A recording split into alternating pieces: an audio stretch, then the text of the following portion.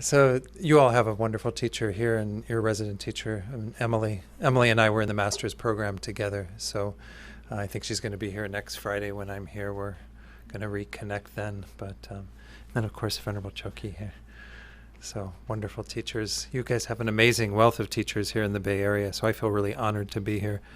Let's go ahead and start with a short meditation. I like to do all my talks with some form of meditation before we begin. It's always good to have a few minutes of focusing the mind, letting go of whatever it was from your day that may be still on your mind. So with this crowd, I don't imagine I need to give a lot of instruction on meditation, but if you're new to meditation, the most important thing is to make sure the back is straight and just bring a relaxed tone to the rest of the body, particularly releasing any tension in the neck and shoulder area.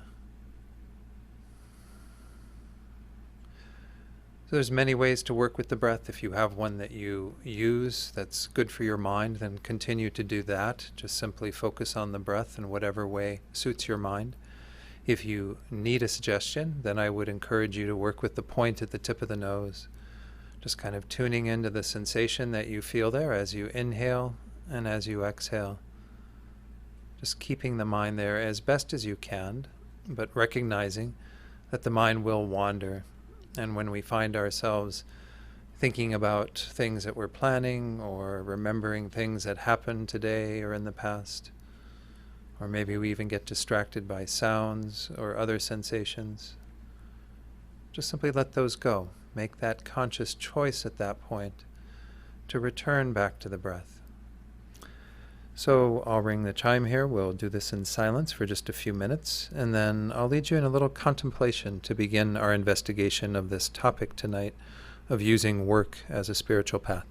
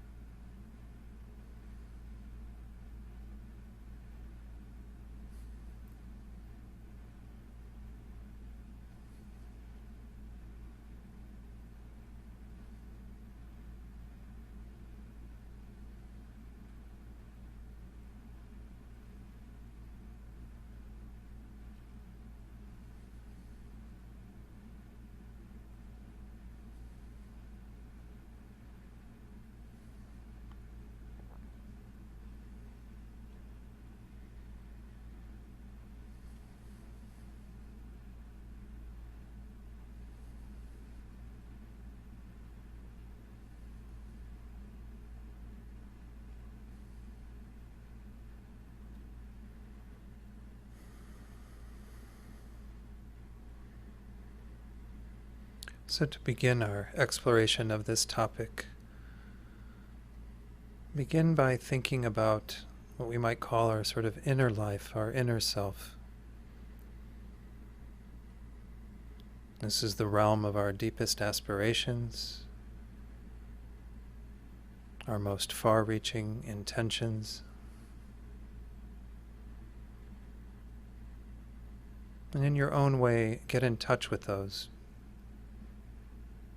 Really seeing them clearly, knowing in your heart the motivation of this inner self.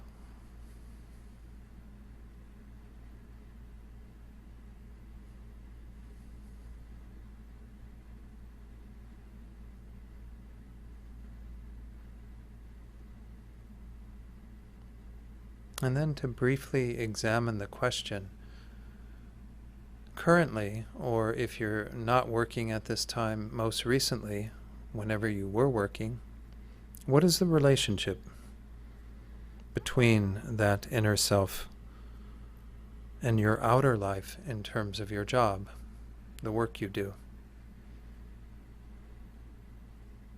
Where do they intersect? And where are there difficulties in bringing them together? And just reflect on this for a few minutes.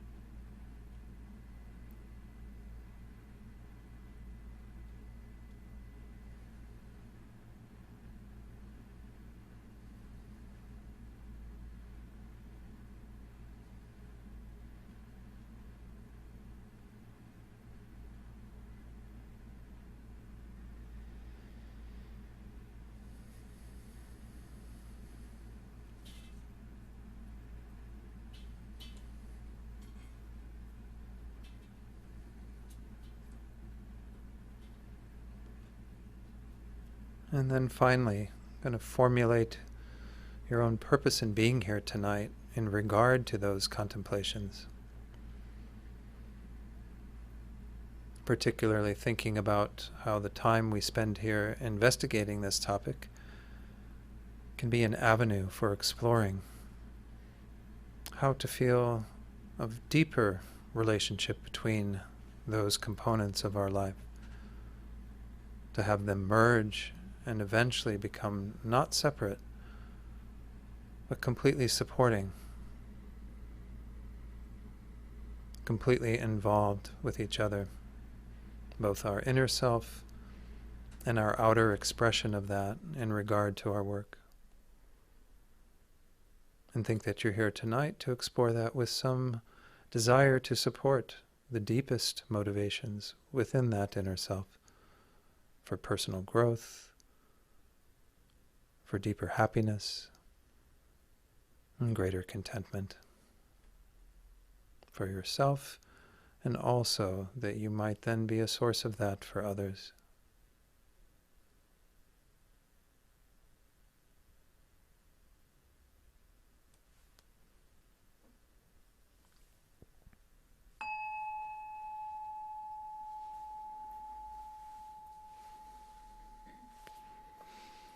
Okay.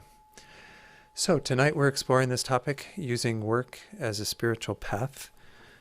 And these talks that I'm doing on that I've offered to do at a number of centers are actually based on a series that I did back in Santa Fe at our center in 2007, 2008, that were called The Heart of Practice. And my hope was to kind of move in that direction of offering things that were a bit more practical, a bit more down to earth. And we have lots of teachings in the Tibetan Buddhist tradition in particular. And sometimes it's a bit overwhelming to think about how to bring all those into our everyday life. So I was frequently inspired by things I read or different ideas that had come up in my own contemplation around how to integrate the Dharma into our lives.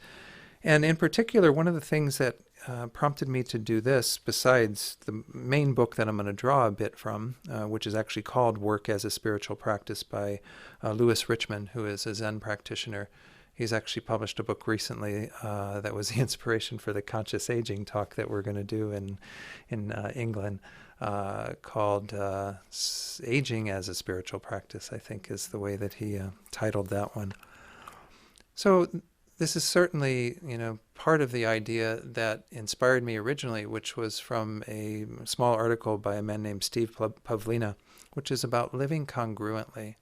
And I think this is really what we're talking about at the heart of all of our Dharma practice, is kind of how do we make sure that we kind of come from one place in terms of those deepest intentions that are part of this inner self.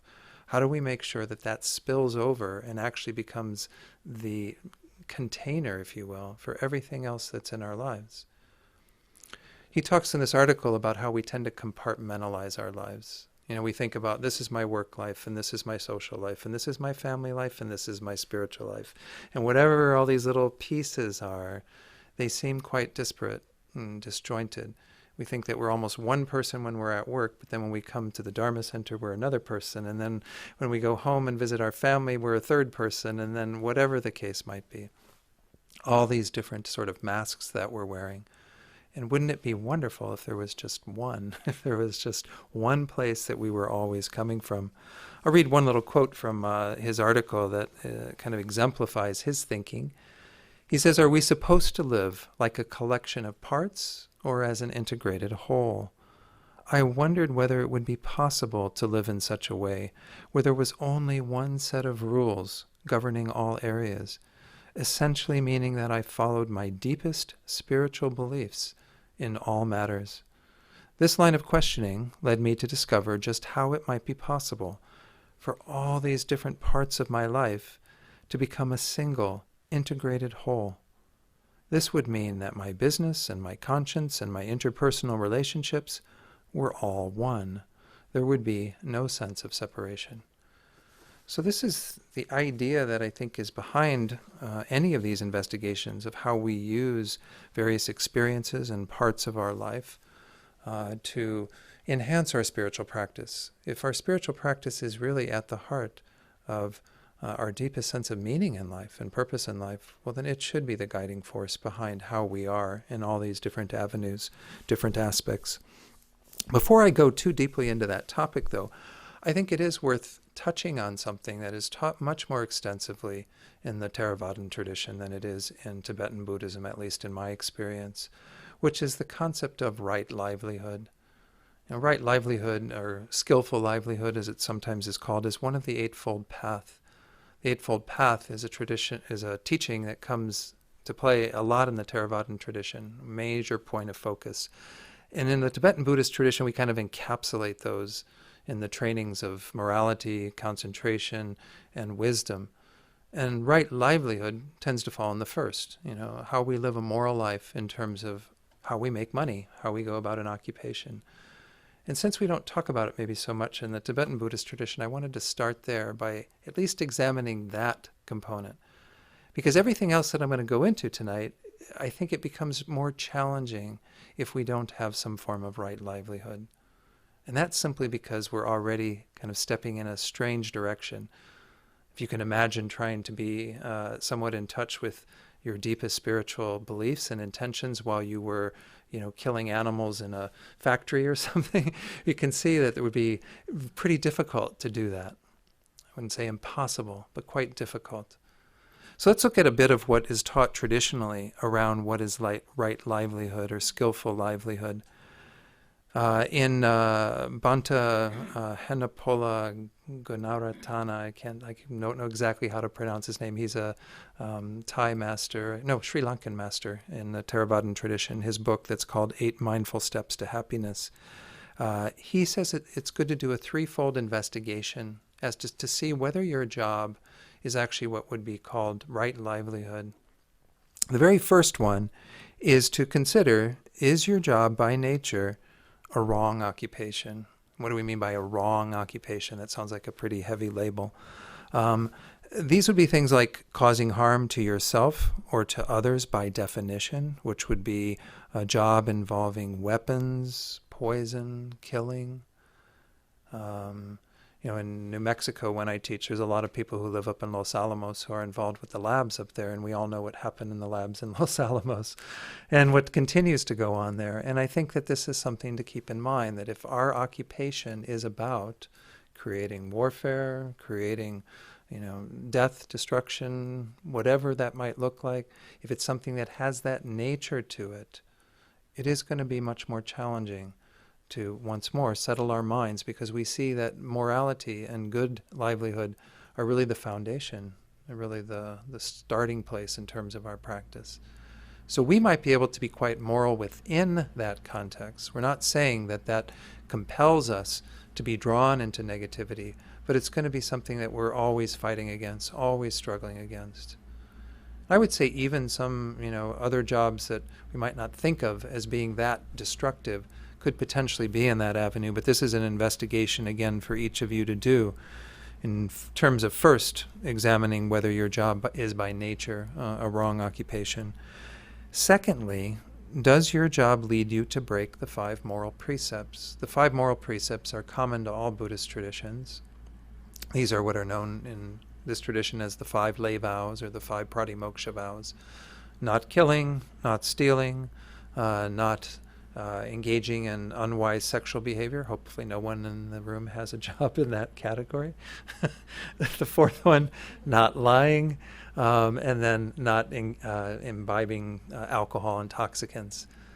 So again, if your job is one where you're doing that, if you're a bartender and giving out alcohol frequently by virtue of what your job is, this could be, again, something that you may be able to refrain from drinking yourself, but it could be something very disturbing and difficult for your mind. But if you certainly are encouraged to break any of these common precepts, this would be something that would make the job kind of have a red flag for us. The 3rd one is kind of the most interesting one, because this is where it becomes really quite personal for us. We can look at the job in those other ones and say, well, does the job have these components that sort of take me off track? But this is really more about our own minds. This question is, are there other aspects of my job that disturb me and keep my mind from settling down? In other words, how is your own mind doing the work that you're doing? And this is what we're mostly going to be talking about tonight, is kind of the quality of our minds that we bring to the workplace that can make difficult jobs or situations that might be quite challenging for us in other ways into something that could actually be quite rich for our spiritual path. But if we are finding the job to be overwhelming in terms of it having a negative impact on the state of our minds, day in and day out, well, maybe this is something to reconsider.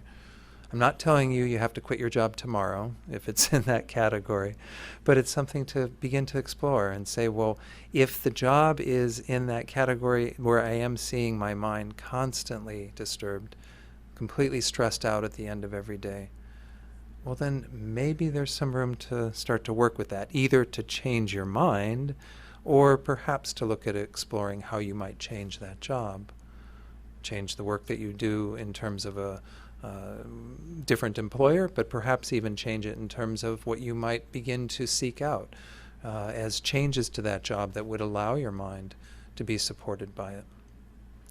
But this idea of changing our minds within that environment is mostly what we're going to be focusing on for the rest of tonight, is to look at, within the context of anyone's job, what is it that we encounter and how is it that we could work with different facets of the experiences that we have within our jobs, our occupation.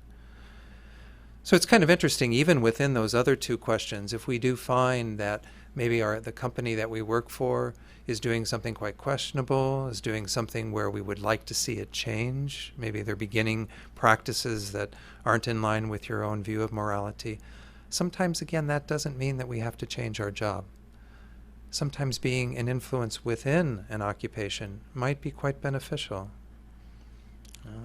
as an example, if you were working for a company that you found out that they were being dishonest with regard to government reporting or something, well, maybe you could be an influence to help there to be more honesty within that occupation, within that field. And some people do make those sorts of courageous decisions to kind of go against the tide when the company is going in a particular direction, to say, no, we have to have more moral high ground to stand upon and have to do things in a more valid way, a more moral way. So this is something, again, that these questions aren't meant to say, I have to change my job because I get an answer of yes to any of these.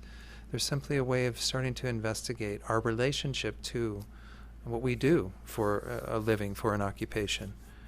But if we don't have right livelihood, as I said, it tends to infiltrate and affect our minds. And by virtue of that, it can have a detrimental impact if we're not capable of working with it when it comes to our spiritual practice. But tonight we'll look at how do we work with it? How do we actually kind of make that into grist for the mill? Any questions on that little, just a short presentation to give a flavor of that? Because as I said, I don't hear it talked about quite so much in the Tibetan Buddhist tradition. It's not in the Lam Rim. It's inferred in many places by virtue of kind of what you want to avoid in terms of negative behavior. But it's not necessarily, spelled out in terms of what's good livelihood. Anyone? Yes. What's your name, by the way? Lisa. Uh-huh. Okay. Right. I fortunately work in medical devices. Uh-huh. On the surface, you might think it's positive. Right. There's a lot of money to be made in medical devices. Right. Especially with populations here, there's a lot of companies out there who aren't following the law. Huh. And I tell you, it's hard to really, I really feel Hmm. value going, boy, this is wrong. I gotta leave. Mm-hmm. That's the hard to see. Worthwhile. I'll tell you, I've made it a couple times. Have you? Yeah. And you've seen something positive come out of that, yeah. Uh-huh. Right. So you think from a certain point is good, but in that, Yeah. Right. their motive. Yeah. And this is really part of when Louis Richmond begins exploring this in this book. I mean, he really talks about how in our minds we do tend to think that we have kind of two different aims with these two arenas. Because work life, most of our Western world with, corporate interests and what have you, tends to be totally in opposition to what our spiritual life is all about. And when you think about the motivations, the delusions that drive so much of our corporate world, the greed, the being driven by the bottom line as opposed to really human values and interests, those do seem to be in opposition. But there's no reason why, for an individual, they can't begin to come together, but even for the industries to come together, to really recognize that medical devices are of some great benefit to the beings who receive them and are able to have improved quality of life by virtue of them. But when it's driven by profits and other things, and it can really distort it. And this is true for so many companies, so many people doing things. When I worked for Levi Strauss, I felt like it was relatively benign. We're just trying to put jeans on everybody's legs or something. I mean, that was pretty much what we were doing, of course, in shirts and all these other apparel, But it was all in the nature of that. But you can also see how even within the apparel industry, you can get quite distorted by virtue of using labor sources that may not be quite so ethical in terms of how they treat their employees, and because we had contractors all around the world, and there's a lot of facets of almost any business that could become challenging. So anything else on that then, Lisa? Yeah, thank you for sharing that though, because I do think it is something that we have to each individually investigate and look at our own situation and make some assessment. And sometimes it does mean, I think I need to get another job. I think after deeper investigation, I don't think I want to be complicit in that or involved in that at that level. But if it is something that does cause you to do negative actions outright every day, I remember some of you may have seen I think it's the Karma module, Discovering Buddhism video with Venerable Amy Miller, where she's talking about her time in Washington, D.C., and she was required to lie a lot in order to do her job, that people would even reward her for lying well. Well, that's kind of a strange situation for a Buddhist to be put in, and it's a strange situation for anybody to be put in. But there's many industries where that's the norm, where you have to engage in that type of behavior to be a team player, to be doing your job. So those are the sorts of things that are maybe, again, red flags, but each situation is going to be quite different, because some of us may have it in us to actually change the direction that those corporations or businesses are going in. And I think this is really important to have in our world, especially in this modern age where we have a tendency for there to be such a huge divide between the more personal and spiritual pursuits versus these corporate business pursuits. But they can be brought together. It's part of being here tonight, too, is to encourage this type of investigation so each of us can maybe be some sort of a force in regard to that happening in our world.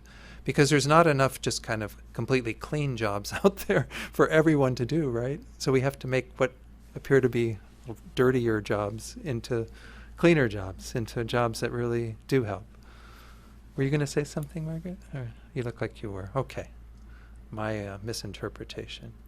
All right. Anyone else? Anything on that? So let's begin to explore this idea of what are the ways to use work as a spiritual practice. And given that there are going to be challenges, even in the best of jobs, you're still going to have difficulties, things that you confront. You're going to have periods that will maybe not live up to what you're ideally wanting to do. Lewis Richmond makes a statement that I think is really worth exploring in terms of what do we really mean by the sense of job satisfaction that we attribute often to our employment. What is it that really should that boil down to, as opposed to the ways that we tend to look at job satisfaction, getting the pay that we want and having the vacation time that we want and having whatever other benefits or things. He says, I want you to feel that whether you love your job or hate it, you can be awake and aware in your work. I want to redefine the term job satisfaction to mean not a job where everything goes well, getting, the bonuses, everything that you want, but a job where we can grow, develop, and mature as human beings, regardless of what happens. And this is the model we're going to use, is kind of looking at the full gamut of everything that can happen and all the various degrees that those happen, and see that there is that potential to awaken, to use those as a platform for spiritual development. So spiritual practice, when we talk about spiritual practice, it's good to start off defining what we mean by that. In the Tibetan Buddhist tradition, many materials I looked at, and the FPMT even, they would say that our spiritual practice boils down to basically two things: working with diminishing, decreasing, and hopefully eventually eliminating the negative states of mind, and increasing and developing all the positive states of mind. It's one way to look at what spiritual practice is. And all of this, again, all of you, I'm gathering, know this to some degree. And the Buddhist path, we're very much about working with our mind. That's the 24/7 job that we all have. That's not our employment, it's our Buddhist responsibility, in a sense, that we're working towards being able to have a 24/7 attention to our minds so that we can diminish the states of mind that disturb our situation, that cause anger, jealousy, and so on to arise, all those negative states, and try to increase all the positive ones, the compassion, the patience, loving kindness, everything that is about creating more harmony and more connection with others. So that's one way of talking about spiritual practice. I like what Lewis Richmond says as well. Again, this might be somewhat from a Zen perspective, but I think it's even more of just kind of in general. If we talked about anybody's spiritual practice, because I shouldn't make the assumption everyone in the room is a Buddhist. Maybe there are people here who aren't Buddhists, and that's perfectly fine. But if we talk about at the deepest level, what is spiritual practice? I like what he says. He says, the true intent of a spiritual practice is not about mechanically obeying rules, which we have in many traditions, right? Do this, don't do that. But developing an awareness of the sacred. So this is maybe, again, different words, different ways of looking at it. But when we talk about an awareness of the sacred, In Buddhism, of course, we're talking about the sacred being, at some level, our deepest potential to develop our minds in this way, the potential that we all possess to fully awaken, to attain that state where we will have removed everything negative, developed everything positive. But this gives some space for us to have whatever it is that we consider sacred, to help to develop a deeper awareness of the sacred in our own lives. I think this is something, I'm just going to do a little diverting to another topic that's related, because this is one that's been on my mind a bit. I watched the other night on PBS, I was at my mom's, and they did a movie they called Armor of Light. I don't know if anyone saw that. It's a documentary about there was an evangelical minister who's been very pro-life, and he happened to be a minister near the shooting that happened in the Naval Yard in Washington, D.C. a few years back. And this really affected him in terms of seeing the gun violence that happened to people in his community and recognizing that there was a divergence in his point of view between being pro-life when it came to abortion and so on, and his feeling about guns, and trying to bring those two together. And they did a town hall after the film. And in the town hall, it was mostly Christian ministers. And the point of view that they were coming from, because they were talking about the issue of guns and violence in our society, the point of view they were coming from was one of seeing that there was a fundamental flaw in humanity that only the sacred, meaning God, Christ in this case, could heal. That there was a complete need to depend upon something outside of ourselves for some form of salvation.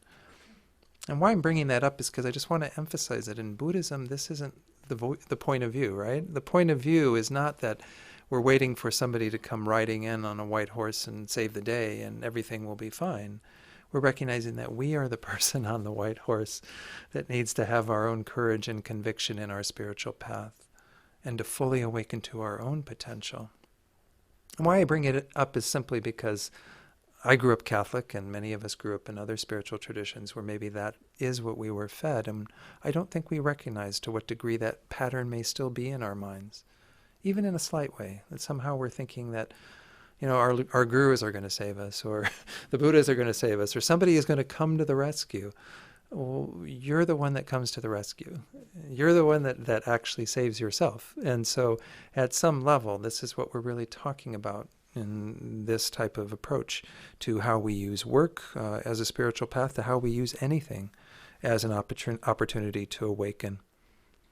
So what I'm going to present, I'll put this, flip the paper now in terms of the diagram that he uses, and I think he may have even gotten this from some other model in terms of how to look at our work life, is what's called the energy wheel.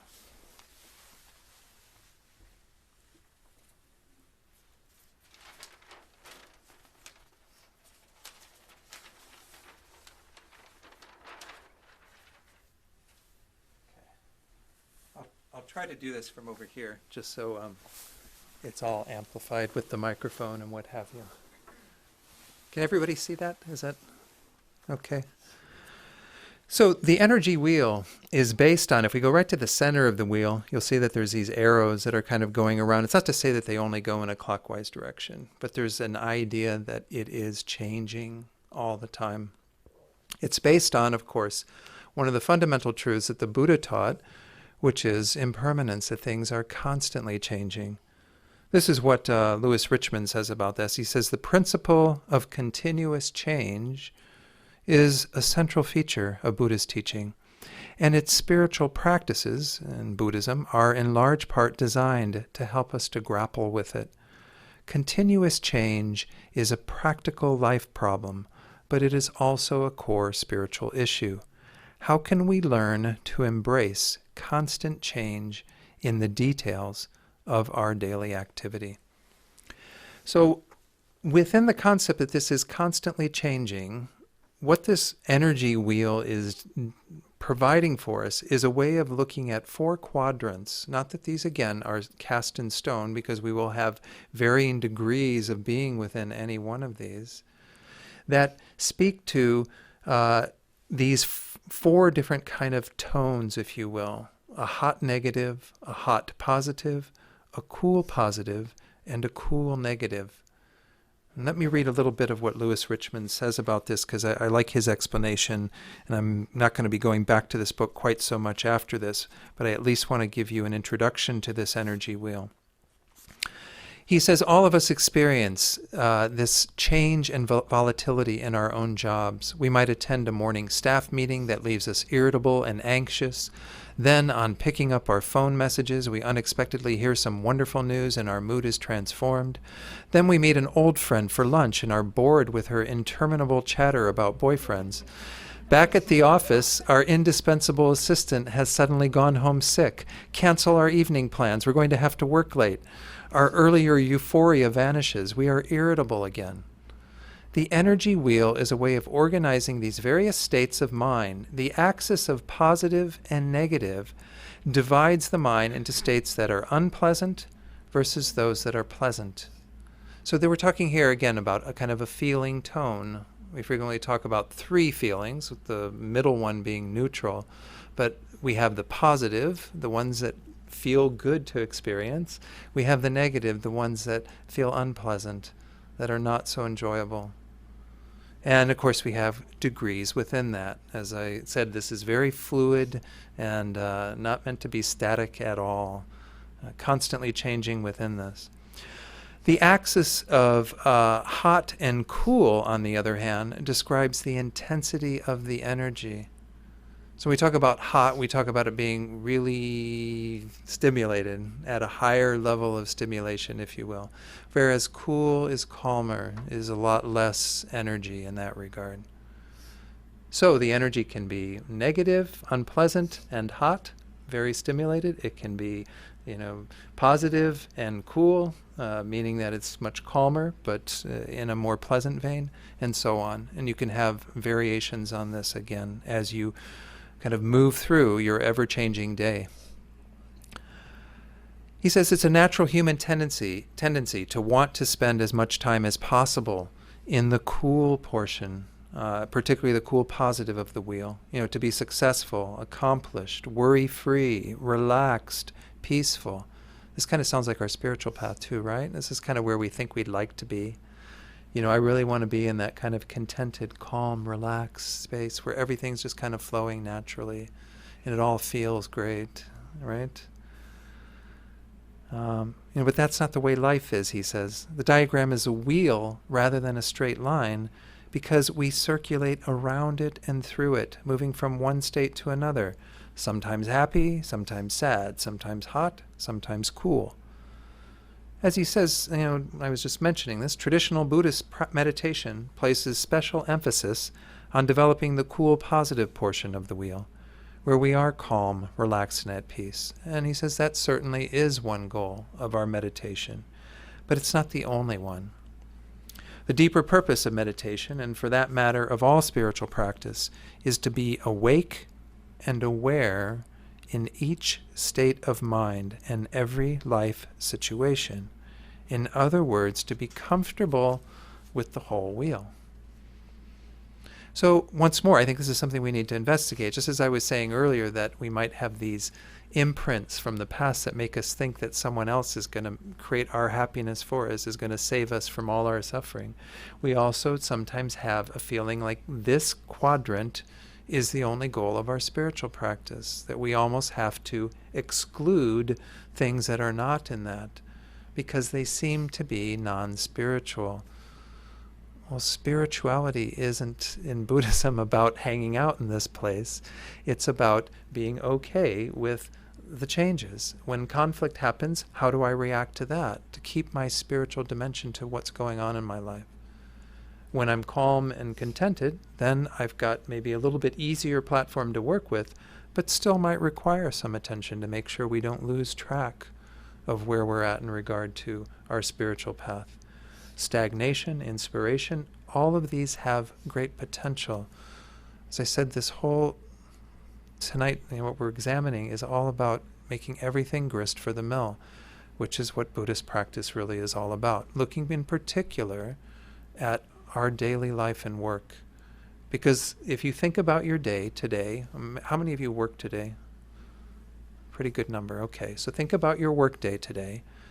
And in terms of just recollecting when you first came to work, how quickly you can identify one of these particular quadrants coming into play, that you were in one of these.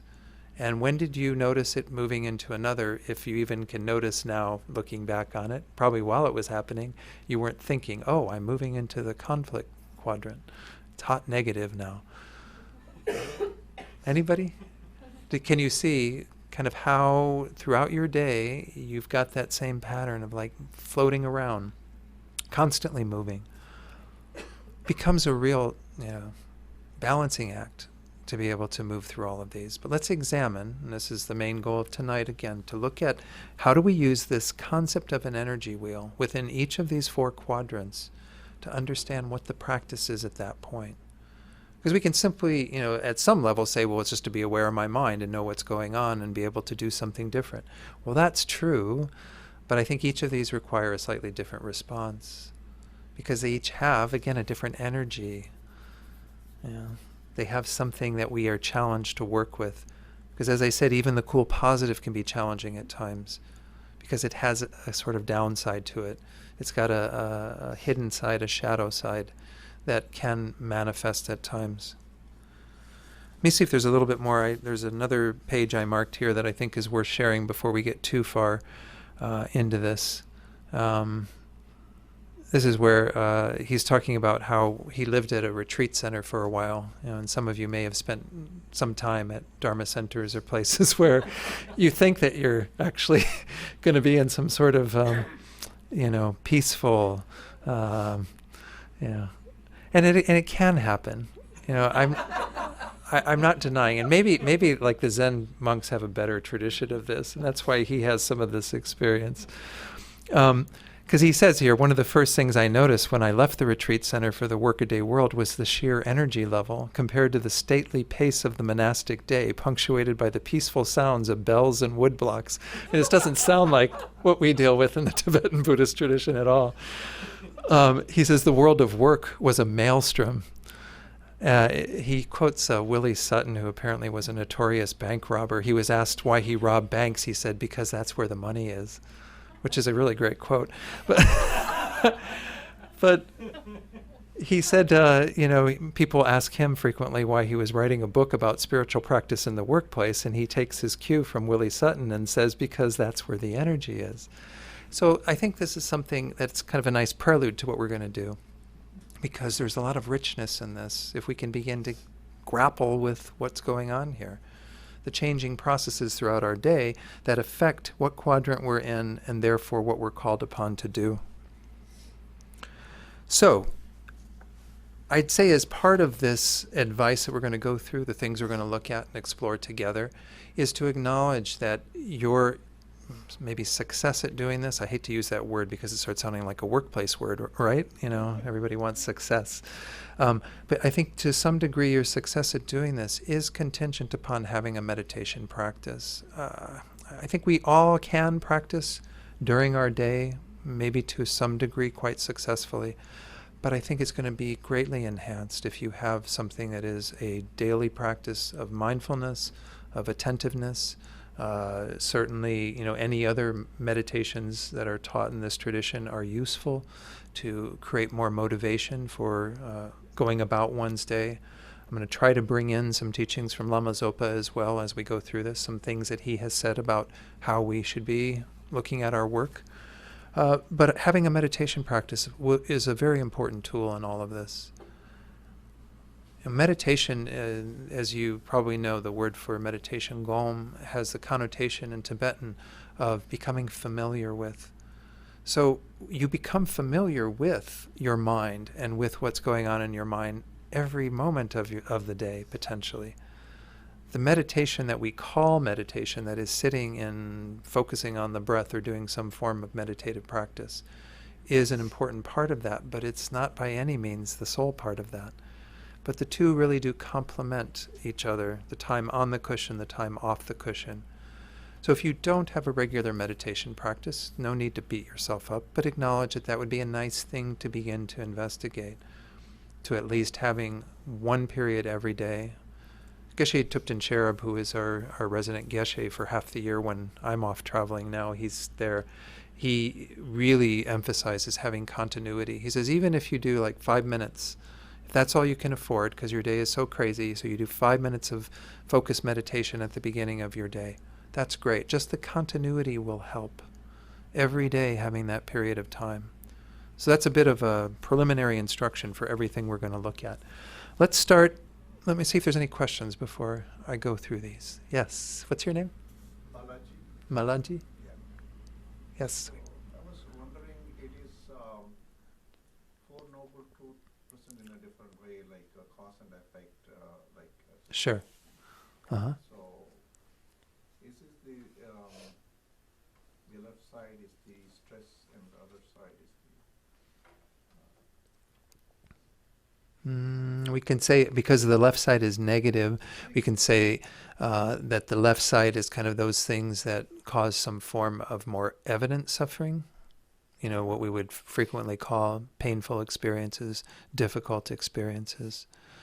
Whereas the right cause what we would call our pleasant experiences, which even in Buddhism isn't necessarily guaranteeing that they're not suffering. They're just a different tone to what's going on. We would say that, again, whether this becomes, going back to the Four Noble Truths model that many of you are familiar with, whether this becomes a source of our continued patterns of dissatisfaction and suffering, or whether it becomes an opportunity for awaken, depends on to what extent we work with these. I don't know that I would divide them that way, simply because things that are over here that are hot positive could also be avenues for practicing a spiritual path, and potentially if we don't practice a spiritual path, they could simply reinforce patterns of samsara, patterns of suffering. Does that make sense, Malaji? Malaji? Yeah. or is it a circle or a spiral? It's a circle, but it's a very fluid circle. It's kind of like, you're floating and being moved from one place to another within this. And you could go diagonally, you could go from one sector to the next, back to the other sector. Usually these are triggered by either changes in the external environment, things that come into our life, our sphere of influence, that trigger us to move into one of these quadrants, or sometimes they can even be within our own minds that we're creating those. At least that's my assessment. They'd either be internal or external. It sounds kind of like a pretty perfect dichotomy there. But the idea is that just that movement, again, depending upon what we do with our mind, will either create the causes for more difficulty, for more suffering potentially, or will actually be a means of liberation, a means of trying to be free of these factors that complicate our lives. Does that make some sense then? Yes. Okay. Any other questions on that? Okay. Yes, Bob, it was, yeah? Yeah.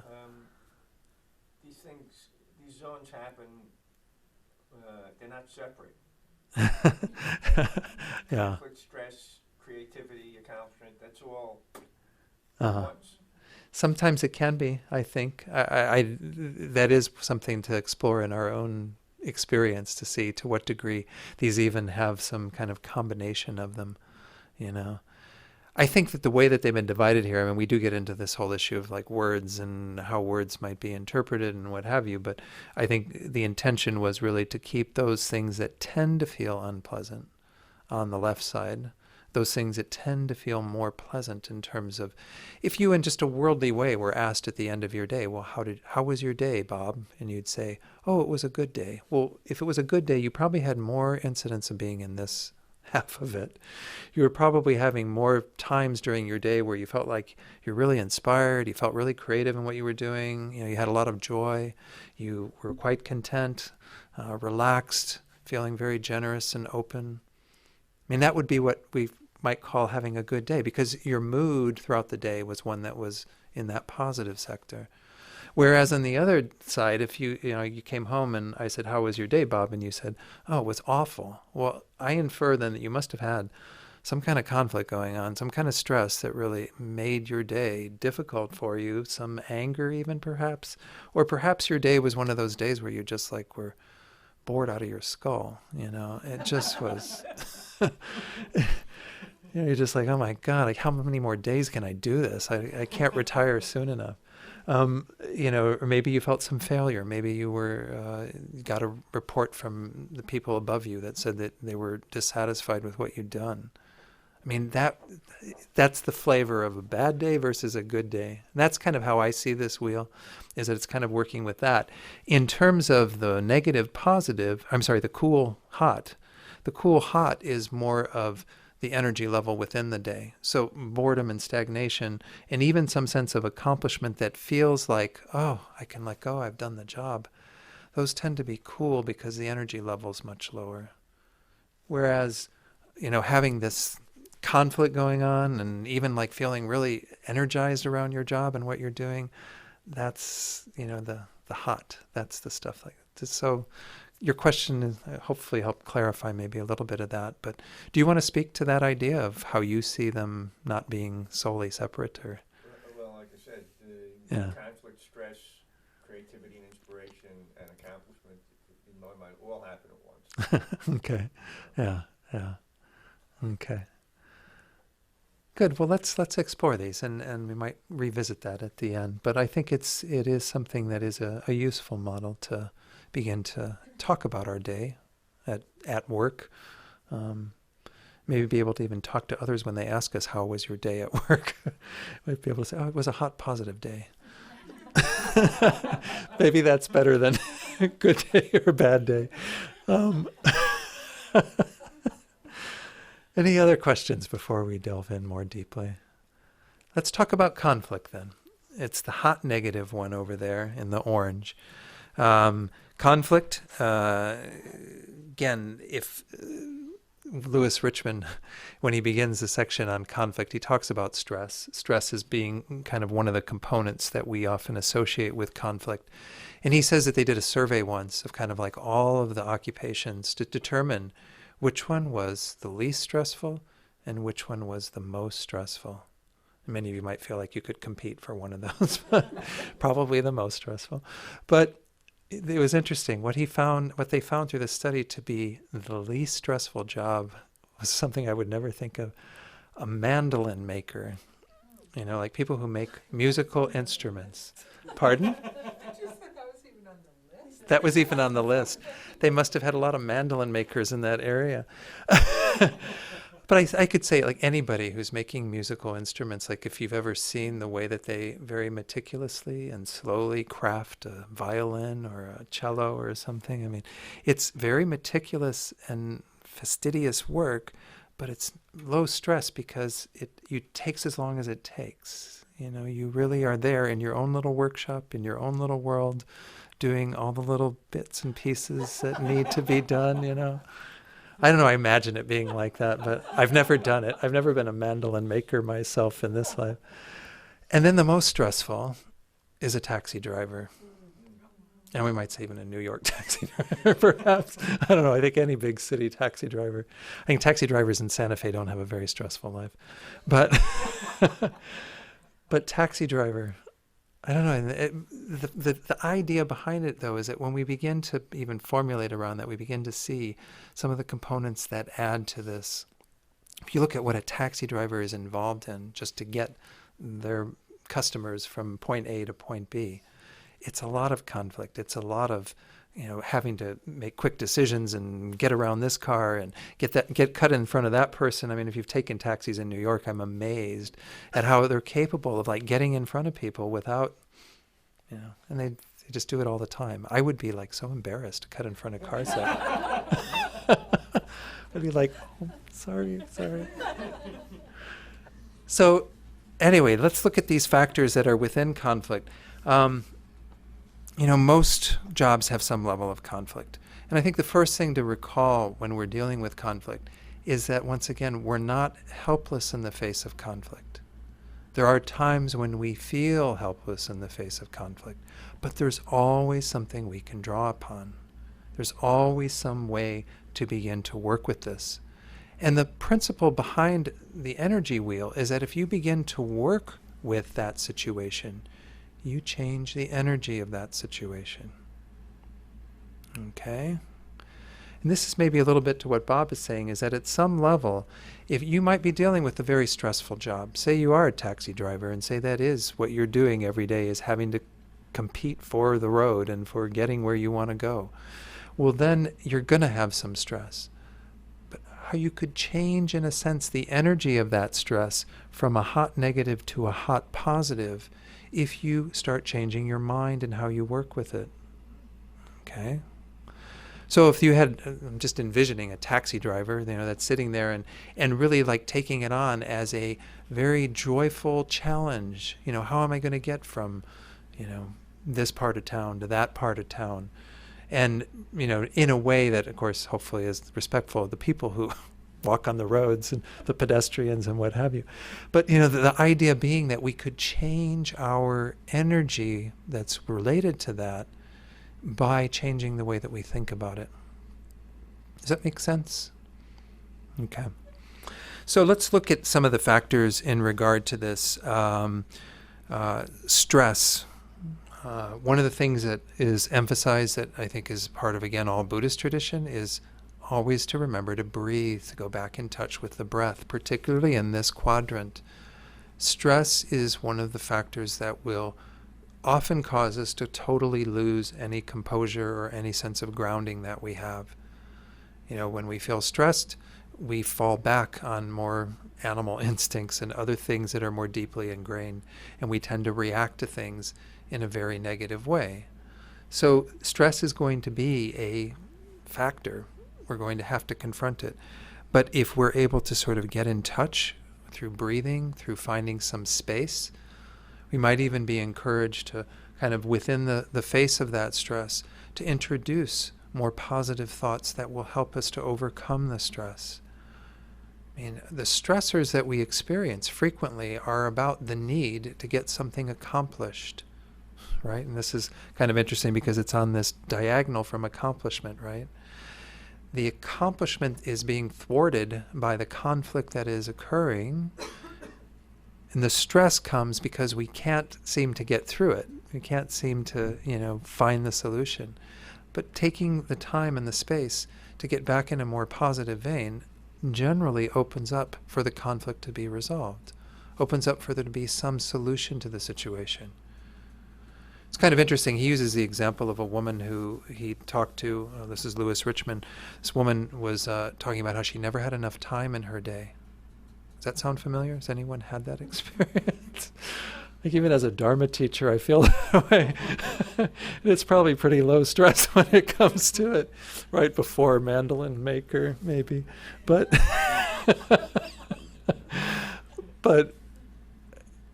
what Lewis encouraged her to do was to have a mantra, and the mantra was plenty of time, plenty of time, plenty of time. And it's interesting, she had a different experience when she was kind of living within the space of not experiencing the stress of feeling like she didn't have enough time, because her thinking she didn't have enough time even was a factor in creating more stress.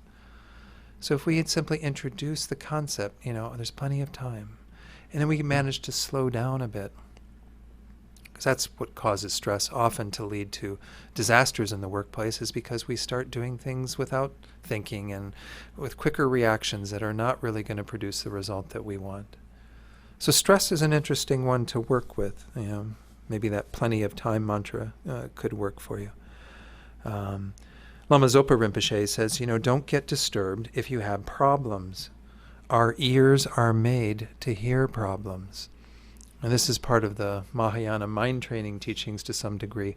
We get stressed and we worry. We have all of these kinds of thoughts when we encounter problems, difficulties, conflict. And we don't recognize that that's a part of our life, a part of existence. This is the landscape of our whole experience. These are going to occur even occasionally in the mandolin maker's life or in the Dharma teacher's life. These are going to be problematic at points in time. But when Rinpoche says our ears are made for problems, he means that this is just the nature of things. You've got these, he even goes on to say that we should think of that hearing the problems is like adorning the ear with earrings or something. It's just like this is what we're inevitably going to encounter, and couldn't we once more make that into something that is much more positive rather than dwelling on the problems, dwelling on the negativities? So worry of course is an offshoot frequently of fear, the next one that we'll look at. The thing about worry is that if we really kind of see the underside of worry, we can transform it, transmute it into courage. Stress can be undermined to a large degree by that kind of spaciousness, by a bit of the giving ourselves the room in which to encounter the situation. Worry is showing us that there's something that, again, isn't quite right that needs to be remedied about the situation. But that worry, in and of itself, if we just dwell in it, isn't going to be very productive. Master Shantideva himself says, why worry about something if it's something you can rectify, if it's something you can do something about? Well, your worry isn't the right response. It's that courageous step forward to do something to confront that. On the other hand, it goes on to say, why worry about something if you can't do anything about it because it's impossible to rectify? Well, then your worry just becomes a way of torturing yourself, suffering further. So, again, worry can actually lead to wisdom. And sometimes even fear can be a doorway to wisdom because it's showing us the things that we need to confront within ourselves. Like if you think back on times in your life where you were challenged deeply to do something beyond what you had been capable of doing, and there may have been some worry and some fear there. There's a conflict. I can't do what my boss is asking me to do. I haven't done this before. I haven't stepped into that dimension. But it's actually a source of incredible courage and strength and wisdom if we're able to work with it, to transmute it, again, to change the energy of it so that what we confront in terms of conflict actually becomes a source of inspiration, actually becomes a source of deeper satisfaction within our job. Another thing that Louis Richmond points out is that there's actually value in being with the question and the uncertainty. This is a bit of what I was talking about, but I like the way he phrases that. Sometimes we are confronted in our work with, trying to solve something. That's a bit of a conflict for some of us, and may induce some fear because we think we can't possibly, get to the other side of that. Well, be with the questioning, be with that uncertainty for a while, and see what comes out of that. It can be a doorway for creativity. It can be a doorway for opening up to a lot of things. The final one in this quadrant that I think we all have maybe some exposure to in Buddhism, I think we talk about anger more than a lot of people talk about anger. Hopefully we're not angrier than other people, but it's good to look at the causes of anger. Again, any of these can trigger a whole sort of chain of investigating why they're arising. With anger, it's particularly poignant because if we actually begin to look at why is this anger arising, and keep asking that question, don't be satisfied with just a superficial answer to that. I'm angry because, Beth said something to me. Well, but why are you angry? You have to keep investigating. You can't just be content with just that superficial response because there's always something deeper going on. Again, studying texts like Master Shantideva's Patience chapter that I just quoted from is really an invaluable way to start to look at all the tools that Buddhism offers to confront anger. But most of it involves our definite decision to reframe the situation, to look at it and say, the way that I'm looking at it right now, the thoughts I'm bringing to that particular scenario that is the essence of my anger.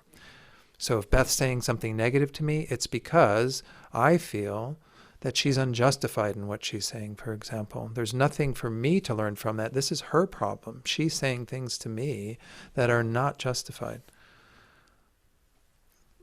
Well, that's already, again, kind of totally removing me from the situation. There's nothing for me to learn. Is that true?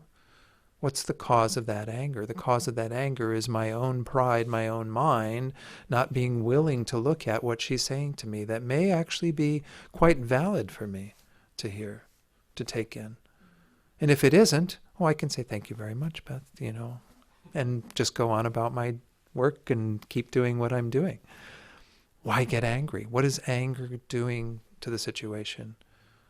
Anger, as we know, I mean, it's one of the most destructive emotions that we have in the world. There are, the response that we should always have when we're dealing with conflict that causes anger is, what can I do? What can I actually change in order to affect the situation that is affecting it in a positive way? I found it interesting, one student who I know in Santa Fe, he told me once that when he's confronted with people, I guess this happens sometimes, he has a dog and he sometimes takes his dog to the dog park in Santa Fe. And he said, sometimes people come up and just like say something really like in your face sort of stuff. And his response is always, what can I do for you? What is it that you need? I mean, it's a very different response than, get the heck out of my face and, who are you to say anything to me, or whatever it is, to confront them, but to look at it from the point of view of, what is it that you need? What is it that you want? And he's not saying it in a, sarcastic way or anything. He's saying it in a very heartfelt way. I just thought that was great. I mean, I don't think of that. When I get confronted with somebody, I, try to find some way to work with it, but that's a nice response, actually, I think, to actually look at it and say, what can I do? What can I do for you? What is it that you need? I think it's quite courageous. The other antidotes to anger, of course, are to try to see the situation from the other person's point of view, to try to have a bigger view of them as a suffering sentient being, as somebody who has got their own monkey mind, crazy mind, just like yourself. To really open your heart to embrace both of you in that compassion, not just being concerned about yourself, but to be genuinely concerned about the other.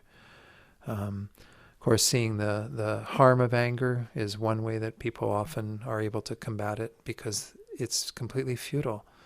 I mean, the world that we live in is one that most of the suffering in the world, I think, in my estimation, is at the surface level coming from anger. And that anger, of course, is derived from the feeling of something separate that we need to protect in the face of threats, in the face of, other people wanting our piece of the pie and what have you. This is what's kind of driving the world at this point, is a lot of anger, us and them mentality. So when it comes up in the workplace, you have to go to that place of recalling, well, when this has arisen before, how meaningful and purposeful was it for me to follow that mind of anger? Did it lead to the result that I wanted?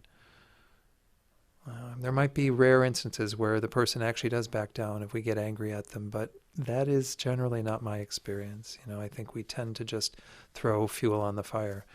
So recalling all these things will help us to transform anger actually into a place of creating more patience, more calm, more contentment. Anger is one of the hardest things to work with in my experience, simply because it has a physical component to it generally in us as well. And I think most of you know this experience where you start getting kind of twisted in knots and you feel some tension in your body, and everything seems to be kind of welling up to just words coming out of your mouth or some sort of expression of that anger. So there is that component that needs to be addressed. This is why, once again, I think it's useful to use your meditation practice. If you have a situation in your work life where you have to confront conflict every day and your tendency is to get angry at the people who are creating that, bring that into your meditation. Make that the object of your meditation. That is real Lam-rim meditation when it comes down to it, is sitting there and thinking, okay, let me look at this and dissect it, deconstruct my emotions, deconstruct the situation, so that you're better prepared to confront it again.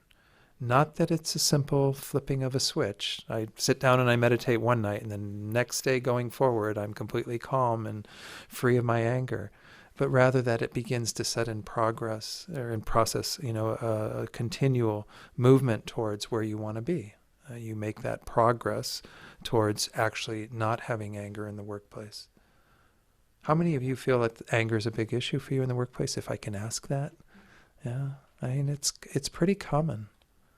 Do you have any insight, any of you that put your hand up, or even anyone else, in terms of that subject or anything else on this list? Yeah, Lisa. Sure. I think for me, it's like supervisor would be like power, that would be angry because certain things didn't happen in certain time frames. Right. Or even me today, ironically, I just what I perceived as yelled at Mhm. or something not being done. And I felt, well, I'm doing so many things on my plate, you know. Mhm. I felt victim under the moment, and I just really, through this, I'm just looking back, like, maybe I have to look, he's really stressed out as well, and Right. maybe I look at his point of view. He's got more stress because he's got more things to worry about. Oh, well, maybe I'll just fix the problem then. Right, you're right. Perspective is Yeah. easily lost. Yeah. You're not able to say what you want Right. to say because maybe your supervisor, you don't really want to Uh-huh. say, right? Yeah. Really, They've got the it's hard power. on them. Yeah. Maybe it is harder on you than it is me right now. So Yeah. you just taught me that through that perspective. Yeah. Wonderful. No, that's great. You learned it from what I said. That's the thing to be applauded, not my saying. I'm just up here going blah blah blah. You all have the hard work, and that's great. Yeah. Yeah. Yeah. You know, and you guys think maybe things are made by machines, but there's a lot of hand making and manufacturing. Yeah. But yeah, no, production. Yeah. No, and it's good that you have that insight then, to see that there's if a shift happens in how we're looking at the situation. I tend to call this reframing. I don't know. I think reframing is used in a psychology context in a slightly different way. But the point is that look first in your meditation. What's the story you're telling yourself at that moment? And the way that you just did, the ways that you will react on the basis of how you're seeing the person your boss and what they're saying to you, how you're seeing yourself in terms of why you feel that is a valid response at that time. And then deconstruct that in terms of looking at what would be a different way to look at it. Reframe it in terms of these types of ideas. How can I actually assure that I'm going to create more harmony between myself and my supervisor? How can I make sure that we're going to actually even increase the productivity and all of that? I mean, those are the useful ways of kind of working with that. Whereas the worry, the stress, the anxiety, the anger, all of that is going to be counterproductive. These sounds like, at some level, they sound like almost too simple, but they really are effective if we remember them. And that's why once more mindfulness of these sorts of ideas in the moment are going to be the difference at some level. Because we sometimes know it, even after the fact, we might go, wow, I really shouldn't have said that. I really should have been a lot calmer, a lot more patient. And, at that point, in some ways it's too late, but you're catching it at least at that point. So that's a learning opportunity too. And you just make the determination to do better the next time. And even if you don't do as well as you'd like to, well, then you make a determination to do better the next time. I was talking about this in the talk at Seichen Ling on Tuesday night. One student, I really like this, I share this frequently, and maybe she got it from someone else, but she said in her experience, practice doesn't make perfect, practice makes practice. And this is really what we just keep doing. We just keep doing more practice. Practice just builds on practice. We just keep moving. I mean, I'm not saying there isn't something we might call perfect somewhere out there on the horizon, but the practice is doing the practice, It's just always layering upon itself.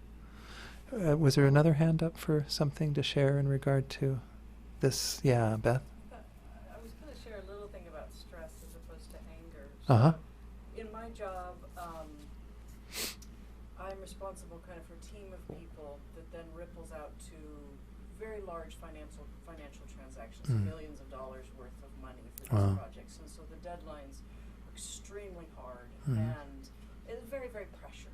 So, but recently I've noticed that there's been a shift in my job where I'm working more with supervising larger teams. Uh-huh. And so my stress has started to shift over a little bit towards joy, energy. There's an energy to it. And so one of the things I really noticed was shifting the stress is that if I approach the worry and the stress from the perspective of I'm taking care of my team so that they don't, they're not going to have to work late at night. They're not going to decide if I can just somehow open it slightly so that it's not just, oh my God, I've got to get this done or I'm in trouble.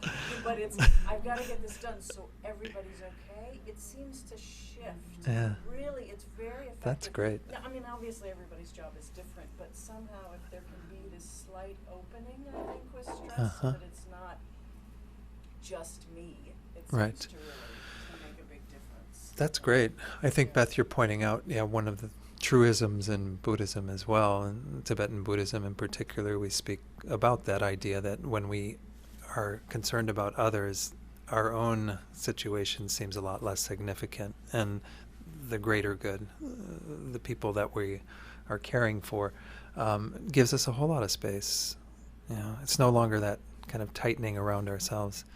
I remember one talk, I think this was in Ethics in the New Millennium, where His Holiness was talking, and he said, if this is your point of view, just that little hole, well then if even something as small as the tip of my finger comes into that hole, it just fills the whole thing, right? So this is the problem, this is the difficulty, but you're so narrowly focused that you're filling up the whole hole with that problem.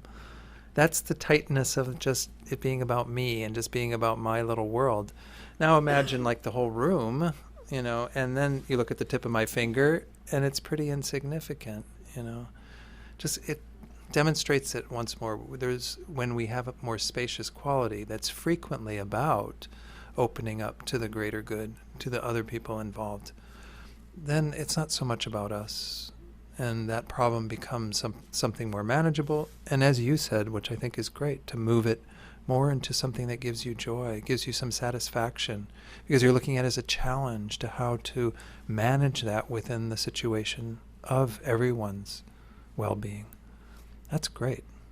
You can teach this, though. Anyone else? Yeah, Lisa. Say, for me, courage of speaking up has been hard. Mm-hmm. And I have anxiety that just comes. If she could be a boss that provides a safe place for me to speak up, I think Mhm. that's what I've always been looking for, right? Right. The opportunity to have a spacious moment to say, I need help. Mhm. Help on this thing. That, Yeah. is the hard part.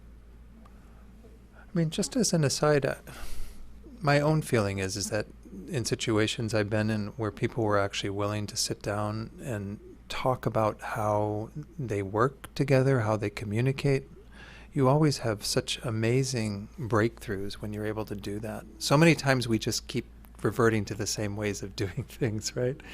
It's just, you learn to work with a boss who's this way because you think that that's just the way they're always going to be. And that's contrary to the potential they have to maybe see something different that perhaps nobody's ever pointed out to them. And we call these sometimes like meta conversations, meaning conversations about conversation, about how we communicate. I mean, even in personal relationships, this is like essential. If you don't sit down with your spouse or partner or even kids or whatever and talk about how you're communicating with each other, you're missing a whole avenue of exploration of how to increase the quality of those relationships. I don't know, just something that came to mind that I think is part of what you were referring to when you have someone working with you, and maybe even just to ask that, well, I know I've worked for you for a long time and I'm not in any way challenging your authority, but would you like to have a conversation sometime about how we communicate? So, and you can even frame it from the point of view, so I can learn to communicate better with you. You don't have to say, so you can learn to communicate better with me. Frame it from the point of view of once more, or so that the whole department can be more in tune with the objectives that you want us to achieve. I mean, those are really powerful ways of bringing in harmony, bringing in more openness, spaciousness. These are great. Let's go on to stagnation. So we're going to go in a counterclockwise direction here. Stagnation. Stagnation is that kind of inability to grow, change, develop. It often has kind of a feeling of lethargy, of low energy. This is why, again, it's in that cool sector. But it's also a place to keep in mind, once more, the transformative power of each of these quadrants. It's a place where you can have great growth and development. The analogy that's used is sort of like, a womb, that it can be very, stable and contained, from which new life can come forth. This is kind of a place where all of that can come into play if, once more, we use it with more energy to come out stronger, clearer, more confident, and actually break through the patterns that we tend to have around stagnation. So let's look at these patterns, these 4 that are up here. Boredom. Again, we avoid being present with what we're doing sometimes. This might be one way that boredom manifests, that we actually sort of lose our interest, our presence with those things.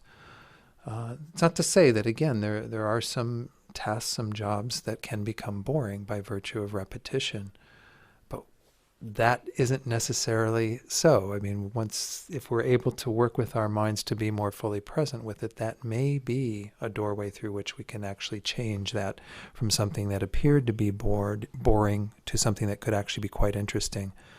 One statistic that I found rather shocking, I think it would be quite shocking to the people who are in a managerial capacity, is a study that apparently was done by Matthew Killingsworth and Daniel Gilbert. These 2 gentlemen sampled over 2,000 adults during their day-to-day activities, and they found that 47% of the time their minds were not focused on what they were currently doing. I mean, that's like half the time. That's like half of every workday you're basically being paid to not be present with what you're doing. What's interesting is the follow-up. Like he says, even more striking, when people's minds were wandering, they reported being less happy. And this is one of the things that this boredom is kind of a doorway to see, is that when we're bored, it's because our minds are wandering elsewhere. And we're probably doing that with a feeling of discontentment, right? Because we're not content and happy where we are. We're not present with what we are. It might involve some creativity to make that boring task into something that we can get excited about, something that actually pulls us in and makes us engage in. But this is the challenge of boredom. This is the challenge of stagnation, that kind of low energy place that we can sometimes find ourselves in. Depression as well. Is when boredom kind of goes in a deeper direction. There was a comedian, Carolyn Ray, I think, who asked this question: what is the difference between depression and boredom? She said, depression is when you think, oh my God, I'm going to die. And boredom is when you think, oh my God, what am I going to do until then?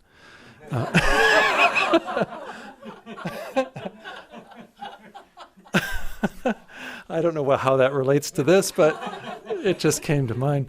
No, but I think there's something to be said for that. Depression is like when boredom is a different response to what's going on. Depression is like a real negative reaction to what's going on. Like we just have to kind of go to that place of, really being miserable.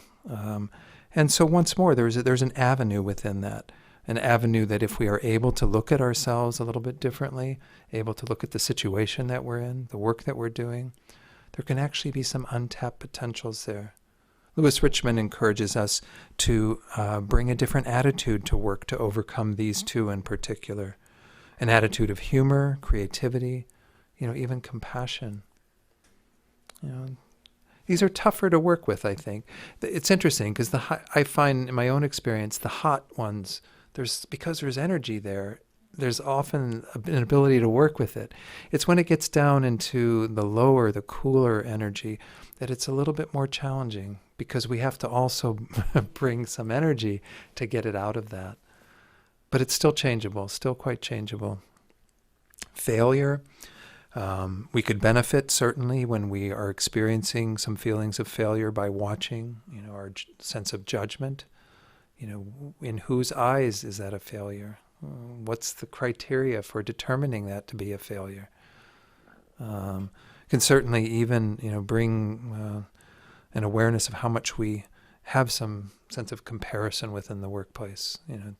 Thinking I'm a failure, you're successful, what have you. But failure is often an avenue for great learning. I would say most of us have probably learned some of our greatest lessons by failure, right?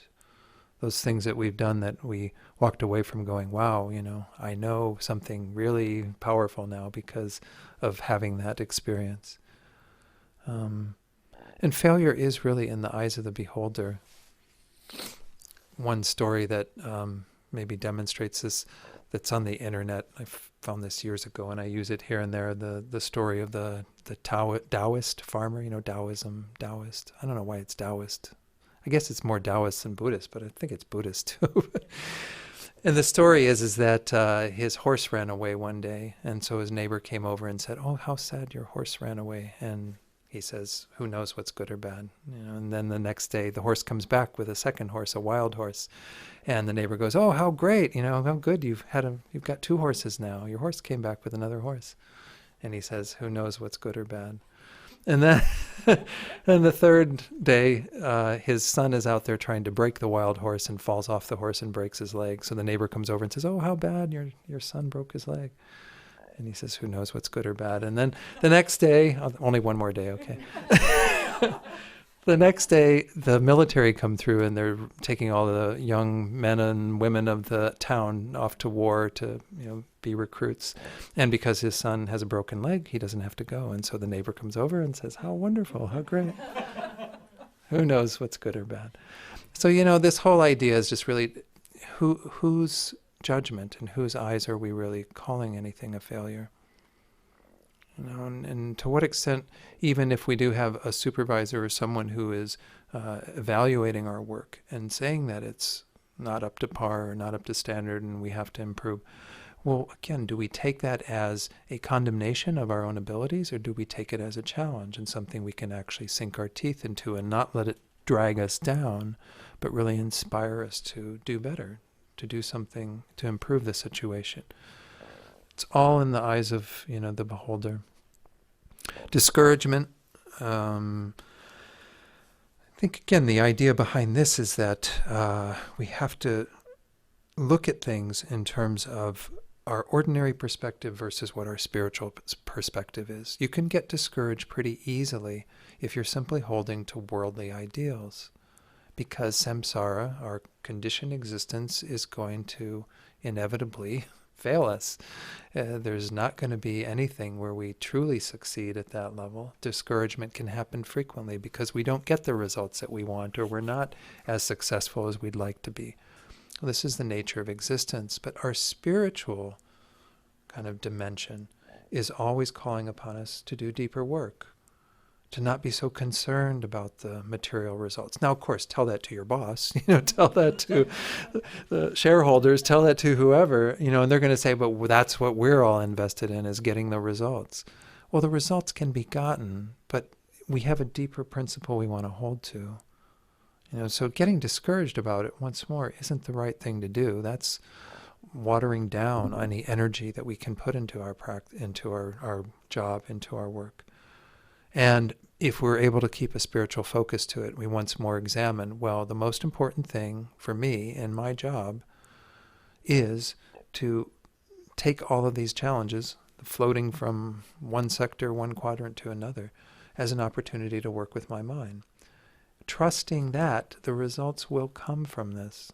And I really do believe that in my heart. I don't think that this is just something we have to take on faith. I think we can actually see this in our lives, that when we are more committed to a deeper level of practice, any one of these situations being transformed, the results will follow.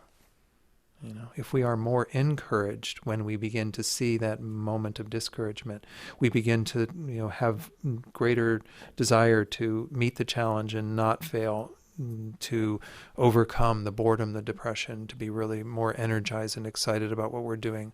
How does that not sound like meeting the criteria that somebody's looking for in someone who works for them, in somebody who will achieve those results? So I think our spiritual dimension isn't really in conflict with what we're looking for in the workplace, but rather something that can complement it if we keep that focus.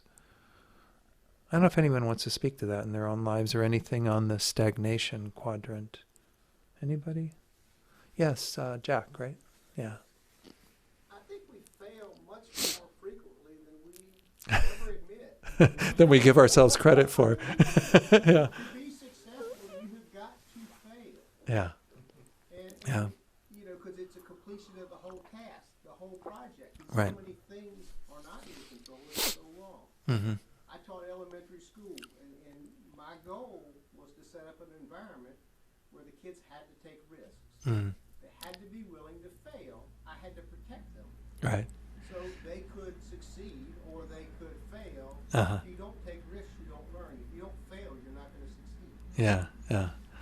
That's great. I think that's really true. I was reminded of a friend of mine had been reading a sort of autobiography by Stephen King. And in the very first part of it, he talks about having received hundreds and hundreds of rejection letters for his first novel. I mean, to the point where you'd think you would give up. I mean, 400, 500 letters. At some point you're like, I can't possibly succeed at being a writer. But he kept that determination to learn from all those failures and to keep going back. Persistence can be, and success can be the sort of other side of failure. I agree. I think failure is very useful. I think oftentimes, and this is just maybe another social commentary, in our day and age we tend to protect people from failure, particularly kids, and I think it is good for them to have some of that experience because it creates character, it creates a deeper sense of, what we have to confront in our world. It's not all going to be handed to us, and successes don't come out of not having those skills. Let's move, now we're going to move across to inspiration. In inspiration, we kind of have energy to spare. It's in that hot dimension of the quadrants. We can give freely. We feel magnified. And there's a real nice energy to this, right? Think about the words that are up here when you feel ambition and creativity, where it's a space for forgiveness, not taking things so personally and being able to easily overcome any difficulties. Great joy. Well, what's the problem with this quadrant? Or, if there is a problem with this, what's the thing that will get in the way about that one? The biggest problem is that it doesn't last, right? At some level, this is going to change. Yeah. It can be unstable. It can be very unstable. This is where we do have to address each of these and see that there are sides to this that we would want to explore to make sure that we don't get this illusion that this is somehow a lasting place to be. Inspiration can be something that we can feel as a guiding force in regard to how we're approaching things, but to have it every moment of every day isn't really realistic, because conflicts are going to come in that we have to confront. Stagnation is going to occur. Accomplishments after we've achieved the results will be those lulls, those periods between periods of inspiration, peaks of inspiration. So this is something to explore a bit. Ambition and creativity, these two, do point to the fact that it is good to have a mind that moves in a direction of increase in ability, in potential. But there's a shadow side here in terms of frequently this becomes the mind that wants more. This can be a mind about attachment. This can be a mind that is not keeping that container on our greed and our dissatisfaction, but rather allowing it to go somewhat unbridled. Again, in and of themselves, these words don't necessarily have that connotation, but it really depends upon our own minds. I mean, sometimes we've looked at people, I'm guessing, I knew some people in the workplace who I saw as very ambitious, and they were really obnoxious people, because they were so ambitious that it was just so much about them, right? It became not really open to the reality of what a workplace really is. The sense of interdependence and what have you that needs to be there. Ambition and inspiration can be really useful if they're channeled in a direction where they feed the whole environment, where they actually do create more of that type of energy. So greed and dissatisfaction that might be the sort of shadow side of this are really when we become much more narrowly focused again. This is something, going back to what Beth said, when we open up to a bigger picture of what we're about. These can be really useful places to be, but there is that kind of shadow side. As Lewis Richmond says, more is not an end unto itself. And he even encourages this idea when we're looking at ambition and even some sense of creativity, of asking ourselves the question, what is it that you really want? And then you'll get some clear answers about whether this is a deluded state of mind or whether this is a positive state of mind. Because they said ambition can take a lot of different faces. So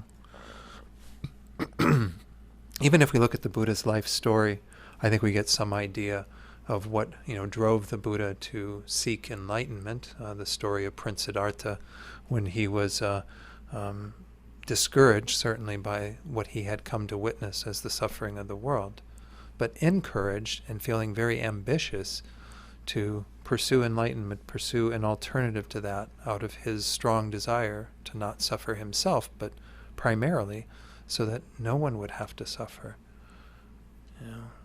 If we looked at that and said, well, what at that point does the Buddha, did Prince Siddhartha really want? Well, he really wanted an end to suffering. What is it that you really want when you're striving to get a better job at work? Well, if it's, so that you can buy a better car, so you can live in a better home, you can do all these things, well, that's one answer.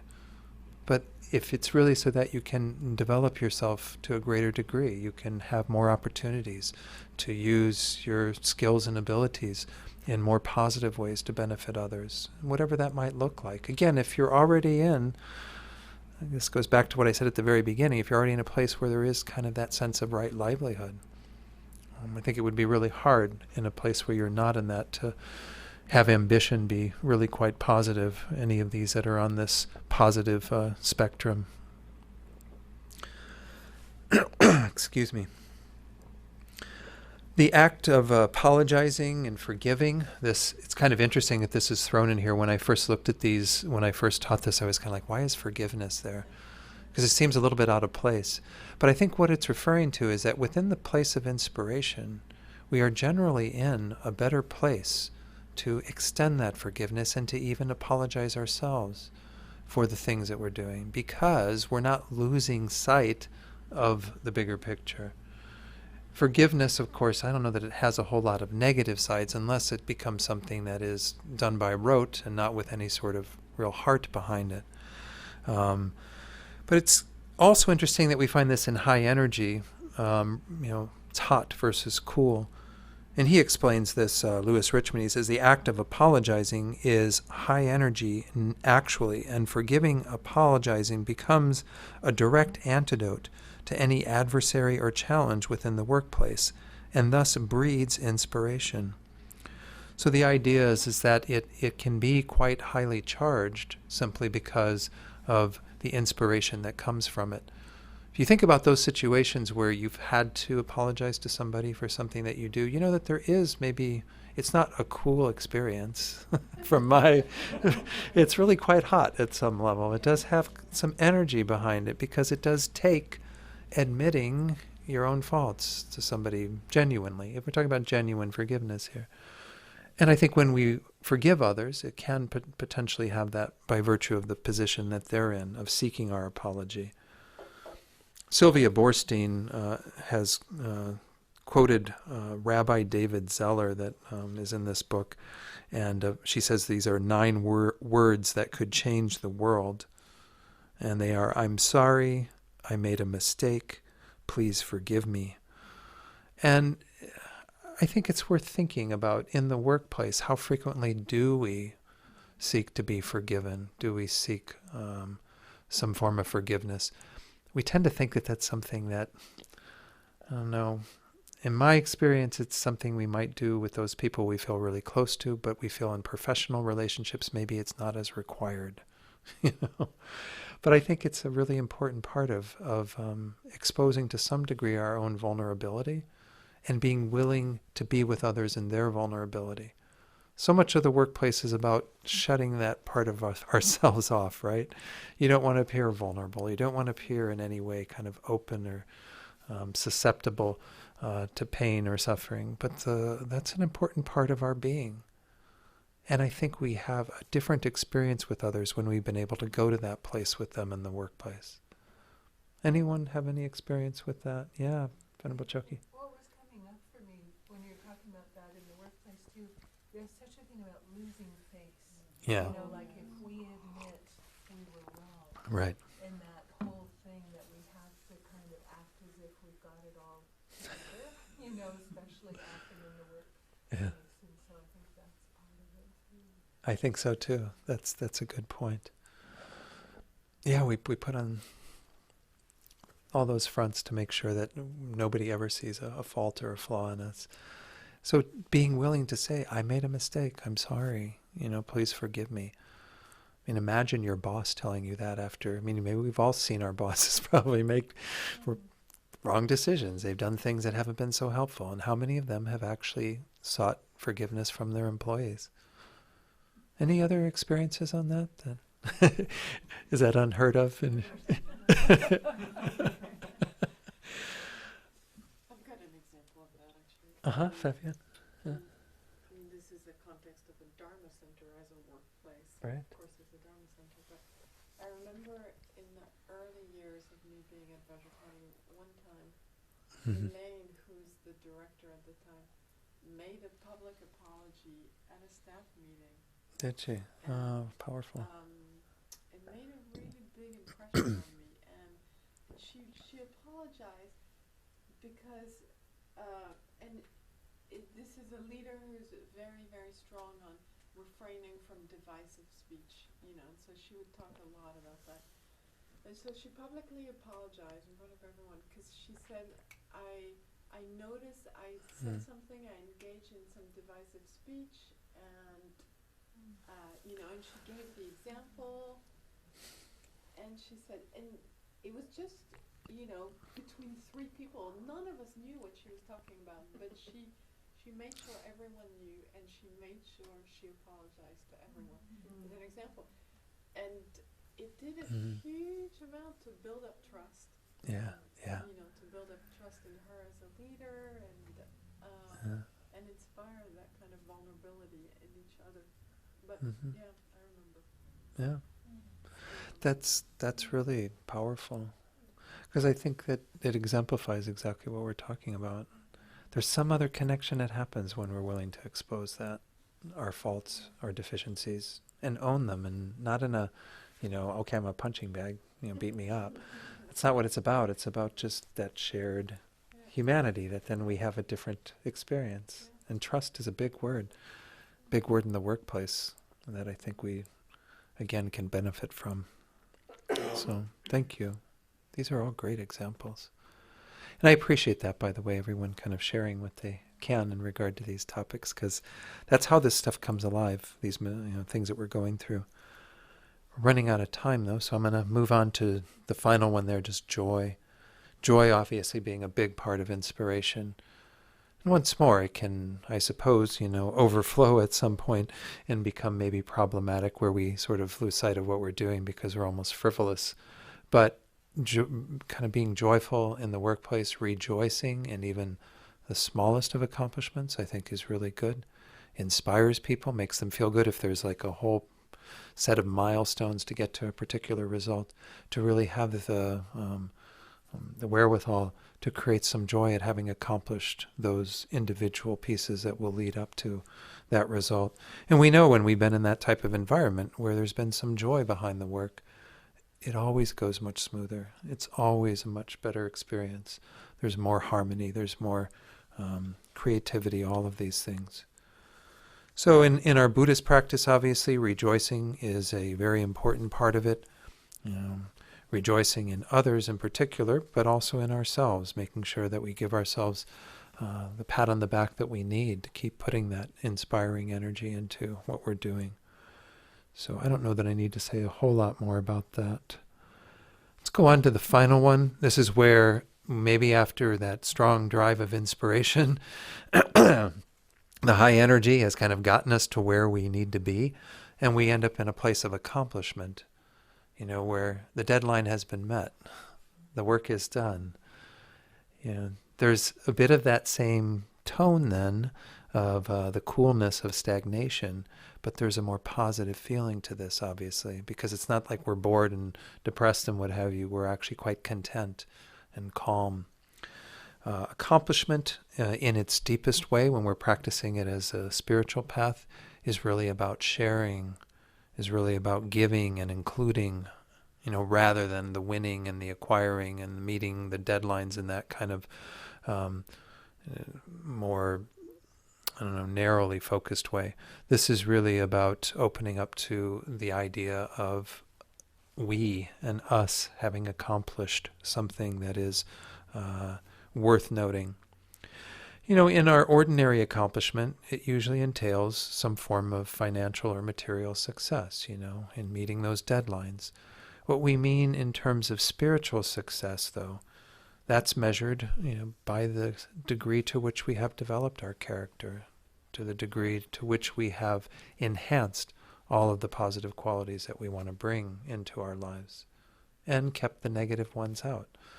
Again, that's not how you're going to be necessarily rewarded. Maybe your bonus isn't based on your spiritual success. It's based on, the bottom line and what all happened, in that regard.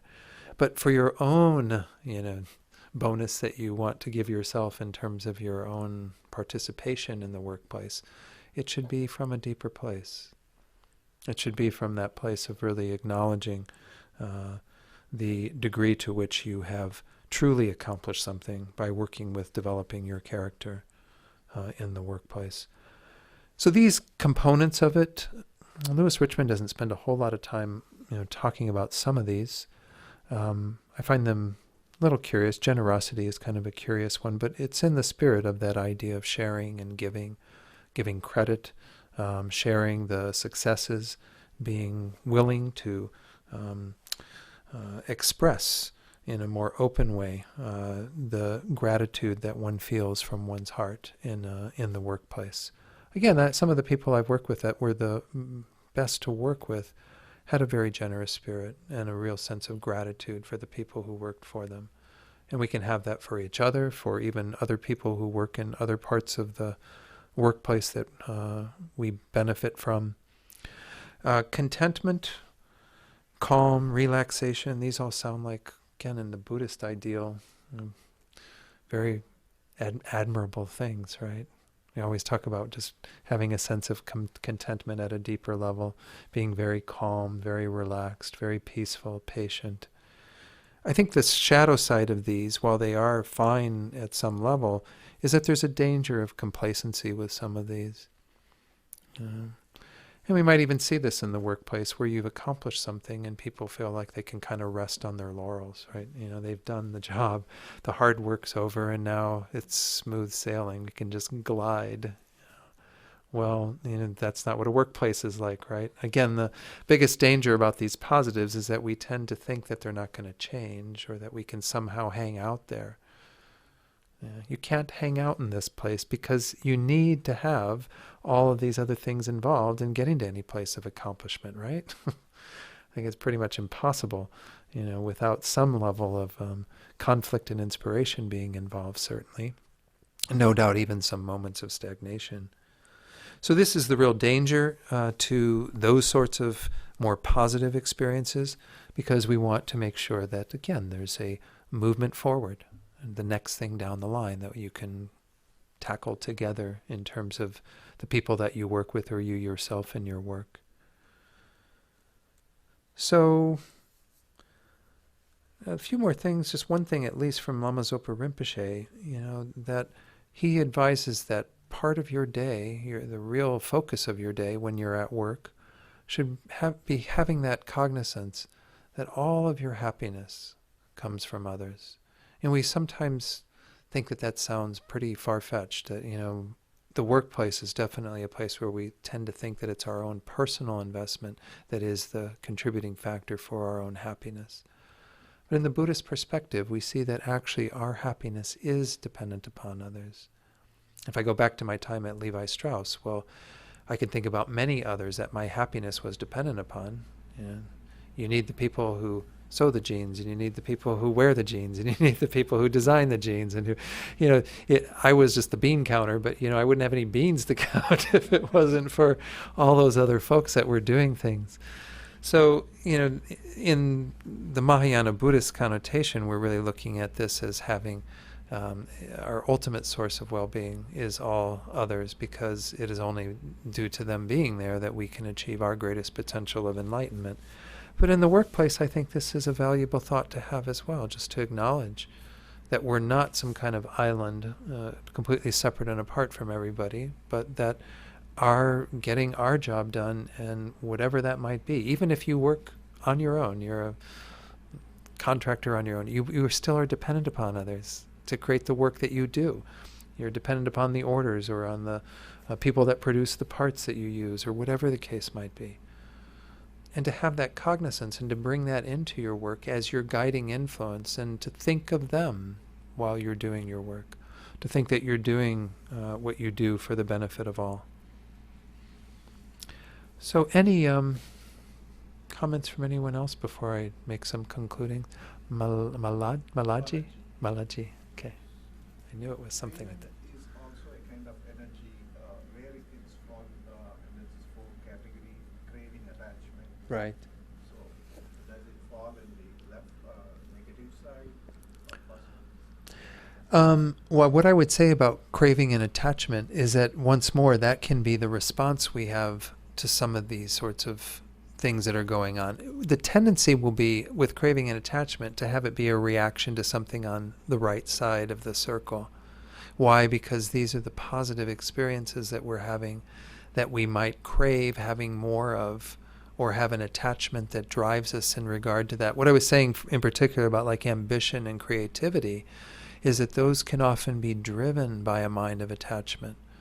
As I said, some of the most ambitious people I knew were almost kind of obnoxious in their ambitiousness. Why? Because it was about greed, it was about reputation, it was about all those sort of worldly things that they were driven to accomplish for themselves. And so it was very much a mind of attachment or craving. So I think, in answer to what you're saying, it's more how do we react to these? Ambition in and of itself isn't going to be a mind of craving or attachment. It really depends upon how we inform that, the thoughts that we bring to that. Are we ambitious because we feel a strong desire to create the best possible results for everyone that we work with and for all the beings that we can? I mean, make it much larger. Or are we ambitious because we want the new car, and we want the big paycheck, and we want the fancy office, and we want, when it's like, that's the mind of attachment. So the mind of attachment or craving will play a role in distorting these, kind of making them into unhealthy places to be. So it's not to say, again, that any one of these is absolute, but rather that how we react to them will play a role in shaping what that is like. Does that make sense? Or is there another question from that? No? Okay. There was another hand up. Yes, what's your name? Annabelle. Good. Is there any antidote for Fear. It's kind of interesting. Fear is... Because once more, we can talk about positive fear and we can talk about negative fear. And in Buddhism, we frequently talk about fear being a great impetus for us to take heartfelt refuge, to do really positive things, because we have some anticipation of something happening that wouldn't be so beneficial. And that dread or fear, apprehension, can be a great motivating factor. But if we talk about fear that's a unwholesome fear, I'd say generally the antidote is to bring some wisdom into the situation, to kind of see what it is that we're actually fearing, what is it that we are afraid of, and deconstruct that in terms of, if we are analyzing it, we'll see that generally we're building up a fiction that is behind that fear. Wholesome fear is based on fact. It's based on something that we actually look at and can say, yes, if I don't tend to things, I'm going to have this consequence. And it becomes an impetus for us to tend to things. Unwholesome fear is one that causes paralysis because it's looking at something and distorting what it is, and we tend not to move or to feel a conflict about moving. Why? Because we're not seeing any solution to it, or we're not seeing it as something that is worth working with. Is that? So the antidote is to bring some wisdom to begin to investigate the situation. Would it be some kind of pattern that Mm. that's why you're fearful because you don't want it to happen, but yet the pattern that might happen. So Could you give me an example, Annabelle, that's like a more concrete situation? I mean, if you are willing to share that, or what was generally, okay? yeah. All right. I don't know. I mean, I think because I'm not sure I'm absolutely clear on what you're referring to with this. Anybody else want to? Well, for me, it was, I had Okay. fear if I didn't speak up. Uh-huh. And earlier, my example was, a change, or I was trying to say, why I did what I did. Sometimes I'm afraid to speak up, Uh-huh. and that causes fear for me, and then anxiety. Right. And that was a cycle. And one time I got fired as a result of that cycle. I see. And that was really crazy, and I was taking a long time to resolve that. But in the long run, just for me, the courage to speak is Mhm. my lesson. Mm-hmm. And that tamps down fear. Mm-hmm. Is that in line with something that you were thinking, Annabelle, or what Lisa said, or little bit? Okay. Okay. Yeah. I mean, my feeling is that if we even use that as an example, that if you deconstruct that and you really look at, well, why am I afraid to say what needs to be said or to voice my opinion on something, and we begin to look at the patterns or the kind of messages that we're sending ourselves every time that comes up, they aren't just I'm afraid to talk. They're some other judgment that we're making in regard to ourselves or in regard to our abilities, in regard to what we think we can share or contribute. And I think that again, that is something that needs some wisdom to be shined upon it so that it could actually shift. It could actually change into something where we begin to see that we do have some value, we do have something that we could offer. And as you said, to just kind of make that concerted effort to speak up or to do something. But again, these are tough things to deal with. I did one little 2-session workshop with the Vipassana Sangha in Santa Fe on fear. It's the only time I've really kind of talked about fear, because we talk about it, as I said, in the Lam Rim as more of like a wholesome fear. We don't talk about it when it's a bit of that irrational fear. But there's ways to work with it. There definitely are, and it generally does involve, really opening up our eyes to the situation and saying, well, what's really going on here? And we usually find that it isn't necessarily at the surface where we thought it was. It's something deeper that we need to be looking at. Sometimes that vulnerability is playing a role in that fear because we're not wanting to open ourselves up to that level. But there's a great courage to be found when we're able to be with that. But we can talk after as well, yeah. Anyone else? Anything tonight? Gone a little bit over, I'm sorry.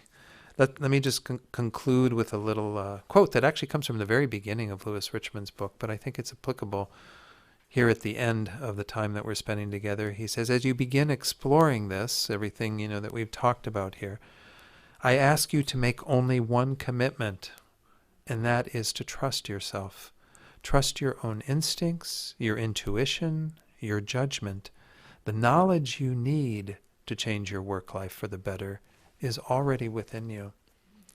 So hopefully you've seen some of that everything that is kind of in our lives, all the various facets and features, are something that's there that we can work with. And you do have the wisdom and the ability within you to do that. And hopefully we've explored some of how to move around within these quadrants, to not get stuck, and also to kind of navigate our days and our work life with the best possible outcome for our ordinary world as well as our spiritual life. So, okay, let's just have a moment of kind of dedicating. We didn't do any sort of formal prayer at the beginning of tonight, but we did have good intention in our motivation tonight, wanting to explore this topic, to create the space for our deepest inner self to manifest more fully in our lives. So now we dedicate for that. May whatever wisdom we've gleaned, whatever abilities we've cultivated through our being here together tonight and examining this topic, may this blossom fully into the deepest potential that we have, our own enlightenment. And may that occur so that we can help others to tap into their deepest potential as well. Okay, thank you all very much. It's wonderful being here. Thank you.